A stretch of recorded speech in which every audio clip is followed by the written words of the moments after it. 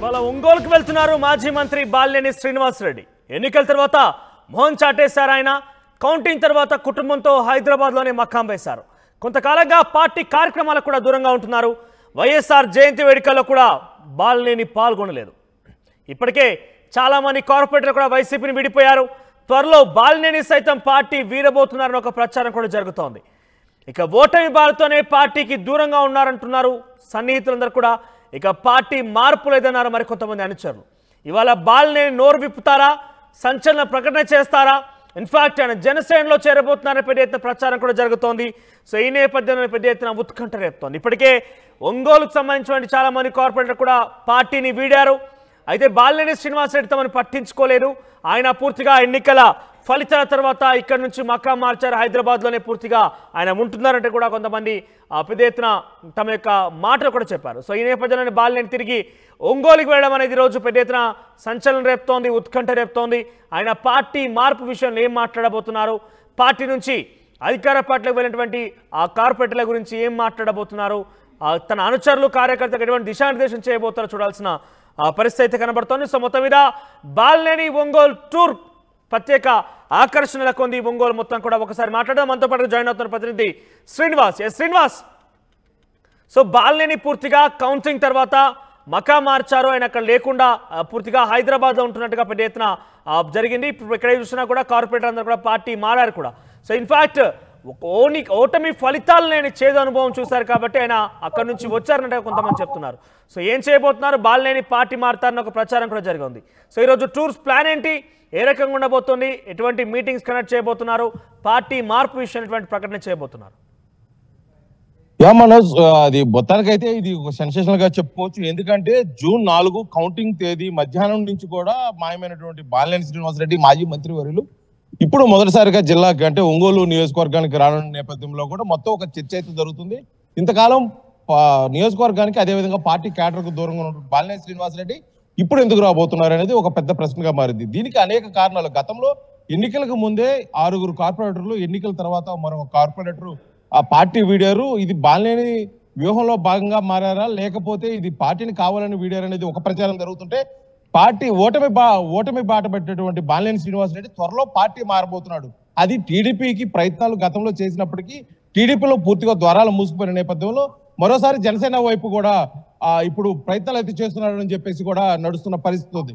ఇటువంటి నేపథ్యంలో ఇతను ఏ పార్టీ వైపు వెళ్తారు అని మరొక పక్క ప్రచారం జరుగుతుంటే, జనసేన నుంచి అదే టీడీపీ నుంచి కూడా ఇప్పటికే మా పార్టీలో నుంచి ద్వారాలు అయితే పూర్తిగా మూసిపోయినాయి, ఇలాంటి వారు మా పార్టీకి అవసరం లేదని చెప్పేసి ఇప్పటికే ఆ పార్టీల వారు ఇప్పటికే ప్రకటన చేసిన నేపథ్యంలో కూడా బాలినేని శ్రీనివాసరెడ్డి భవిష్యత్తు వ్యూహం ఎలా ఉండబోతుందని చెప్పేసి ఎక్కడైతే ప్రజలు అదేవిధంగా సన్నిహిత వర్గాలు అదేవిధంగా పార్టీ క్యాడర్ కూడా చూస్తున్న నేపథ్యం. ఎందుకంటే గత కొంతకాలంగా నియోజకవర్గానికి అదే జిల్లాకి పెద్ద తలకాయగా ఉన్నటువంటి బాలినేని శ్రీనివాసరెడ్డి పార్టీని వేయటం అదేవిధంగా పార్టీ కార్యక్రమాలకు దూరంగా ఉండటం, చివరికి వైఎస్ఆర్ జయంతి వేడుకలు కూడా దూరంగా ఉన్న నేపథ్యంలో సన్నిహితులు చెప్పింది అదేవిధంగా ఒంగోలు మేయర్ చెప్పిన విధంగా చూసుకున్నట్టయితే కేవలం ఓటమి బాధతో నియోజకవర్గాన్ని వీడాడు. ఓటమి బాధని తట్టుకొని రావడానికి కొంత సమయం పడుతుంది, త్వరలోనే ప్రజలకు అందుబాటులో ఉంటారని చెప్పి చెప్పిన ఈ రోజు బాలినేని శ్రీనివాసరెడ్డి నియోజకవర్గానికి అదే ఒంగోలుకి రానున్నారు. ఇటువంటి నేపథ్యంలో అతను నోరు విప్పి ఏం చెప్పబోతారని చెప్పేసి పార్టీ క్యాడర్ కూడా పూర్తి స్థాయిలో అయితే ఎదురు చూస్తున్న పరిస్థితి.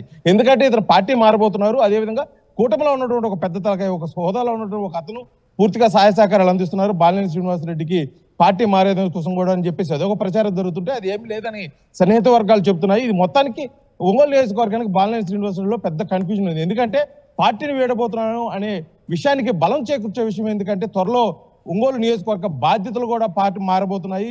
మాజీ ఎమ్మెల్యేగా ఉన్నటువంటి ఎంపీ అభ్యర్థి వైఎస్ఆర్సీపీ ఎంపీ అభ్యర్థి ఉన్నటువంటి చెవిరెడ్డి భాస్కర్ రెడ్డి జిల్లా అదేవిధంగా జిల్లా బాధ్యతలు వైఎస్ఆర్సీపీ బాధ్యతలు చేపట్టబోతున్నారని చెప్పేసి ఒక ప్రచారం అయితే విస్తృతంగా జరుగుతున్న నేపథ్యంలో, ఎందుకంటే వైఎస్ఆర్సీపీ పార్టీ దగ్గర నుంచి అదేవిధంగా గతంలో వైఎస్ఆర్ తో పాటు పనిచేసినటువంటి బాలినేని శ్రీనివాసరెడ్డి కాదని మరొకరికి పార్టీ బాధ్యతలు అప్పగిస్తే ఇది పెద్ద అవమానంగా భావిస్తున్నటువంటి పార్టీ క్యాడర్ అదేవిధంగా బాలినేని శ్రీనివాసరెడ్డి అతను అంచుల వర్గం కూడా ఇప్పుడు ఇటువంటి పరిస్థితుల్లో పార్టీ అయితే మారతారని చెప్పేసి ఒక ప్రచారం జరుగుతుంది.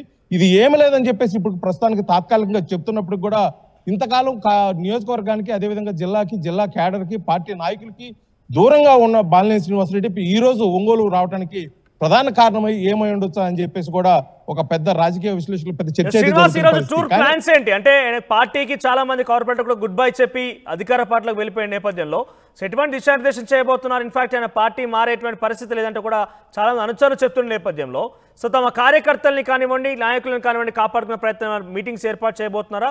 రివ్యూ కండక్ట్ చేయబోతున్నారా? పార్టీ కార్యాలయం నుంచి ఈ రోజు హైదరాబాద్ లో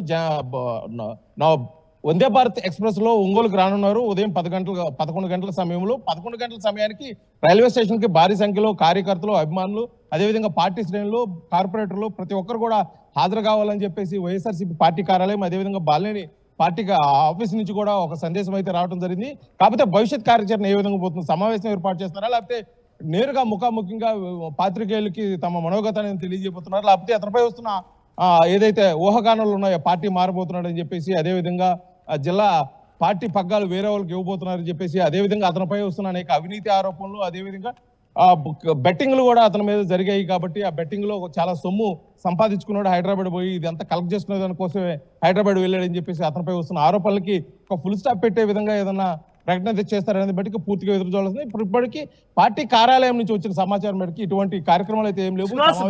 బెట్టింగ్ సంబంధించి మాట్లాడుతున్నారు, బెట్టింగ్ వ్యవహారం ఏంటి?